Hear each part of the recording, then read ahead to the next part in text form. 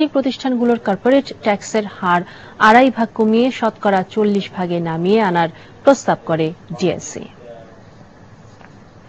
Banking খাতে প্রযুক্তি ব্যবহারের মাধ্যমে দারিদ্র্যের হার কমানো সম্ভব উল্লেখ করে প্রত্যন্ত অঞ্চলে অনগ্রসর জনগোষ্ঠীর মাঝে মোবাইল ব্যাংকিং ছড়িয়ে দেওয়ার আহ্বান জানিয়েছেন বাংলাদেশ ব্যাংক গভর্নর আতিউর রহমান। সকালে রাজধানীর রূপসী বাংলা হোটেল এনসিসি ব্যাংকের মোবাইল ব্যাংকিং কার্যক্রম শিওর ক্যাশের উদ্বোধনী অনুষ্ঠানে তিনি আরও বলেন, মোবাইল ব্যাংকিং সেবার মাধ্যমে শহরের টাকা গ্রামে যাচ্ছে। এতে গ্রামীণ অর্থনীতি চাঙা হয়েছে, যা সার্বিক অর্থনীতিতে ইতিবাচক প্রভাব ফেলছে।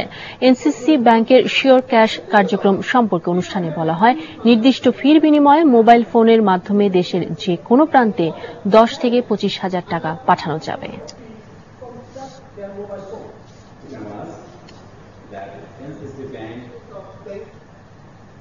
আরেকটা বিরতি নিচ্ছি, ফিরে এসে থাকছে।